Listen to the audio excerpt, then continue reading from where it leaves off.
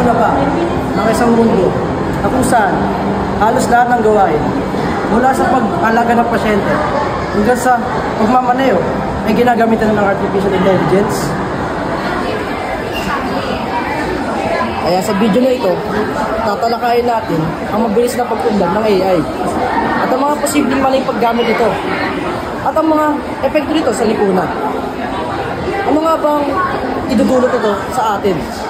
Kapanganib na ba o kabutihan? Tara, alamin natin. Gandang araw mga kaibigan. Ako nga pala si Enrico. At ngayong araw nga, pag-uusapan natin ang pag-unlad ng artificial intelligence at ang mga ethical na issue na nakakakibat sa paggamit nito. Sa mabilis nga ng pag-angat ng teknolohiya, hindi natin maiwasan talakayin ang mga hamon at responsibilidad na dulot ito. Paano natin masisiguro na gagamitin ng AI sa kabutihan o panlalamang lamang? Tara, alamin natin. Ang pag-unlad ng AI. Ang AI ay isang teknolohiyang nagbibigay kakayahan sa mga makina na matuto, mag-isip at gumawa ng desisyon tulad ng tao. Sa kasalukuyan, ito ay ginagamit sa maraming larangan. Una na rito ang medisina. Mas mabilis na pagtukoy ng sakit gamit ang AI-powered diagnostics. Pangalawa, transportasyon. Mga self-driving cars na naglalayong bawasan ang aksidente sa kalsada tulad ng Tesla. At ang pangatlo, negosyo. Otomasyon ng mga trabaho para mapabilis ang operasyon. Ngunit kasabay ng mga benepisyo ay ang ilang controversial na tanong.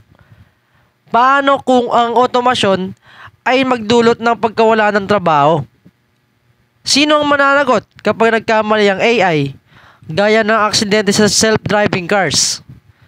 Kayo, ano ang opinion nyo, kaibigan? I-share ang inyong saloobin sa comment section sa ibaba. Mga ethical na issue ng AI. Habang patuloy ang pag-unlad ng AI, dumarami rin ang mga ethical na isyung lumalabas tulad ng data privacy. Umaasa ang AI sa malaking datos, pero paano kung maling magamit ang sensitibong impormasyon? Sumunod dito ay bias.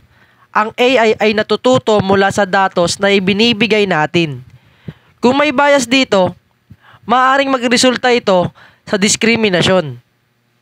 At ang pangatlo, pagkontrol at pananagutan. Sa maling mga kamay, maaaring gamitin ng AI para sa surveillance o manipulasyon ng impormasyon.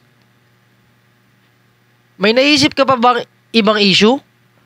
Magkomento ka lamang sa ibaba para maidagdag natin sa talakayan. Paano maiiwasan ng maling paggamit ng AI? Narito ang ilang hakbang para masigurong tama ang paggamit ng AI. Una, magkaroon ng malinaw na regulasyon para sa paggamit ng teknolohiya. Sumunod, isulong ang transparency sa mga AI systems upang masuri ng publiko ang mga ito. Pangatlo, palakasin ang edukasyon tungkol sa AI upang maging handa ang bawat isa sa mga hamon nito. Sa tingin nyo, ano pa ang maaaring gawin? I-share nyo na lamang ang inyong idea sa comment section. Narinig mo na ba ang explainable AI? Alam mo ba ang tungkol sa explainable AI? Ito ay teknolohiyang nagpapaliwanag ng mga desisyon ng AI. Halimbawa, ipapaliwanag nito kung bakit na-reject ang isang loan application. Malaking tulong ito upang gawing mas ethical at patas ang paggamit ng AI. Ano ang opinion mo dito?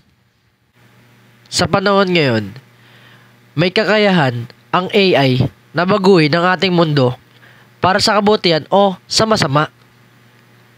Nasa ating mga kamay kung paano natin ito gagamitin. Sama-sama nating itaguyod ang isang ligtas, makatarungan, at ethical na hinaharap. Gusto mong matuto pa tungkol sa AI at ethical na paggamit nito? I-share ang video na ito, magkomento ng inyong opinion, sama-sama nating tuklasin ang potensyal na teknolohiyang ito. Tandaan, ang kaalaman ay susi sa tamang aksyon. Salamat sa panonood at hanggang sa muli. Paalam.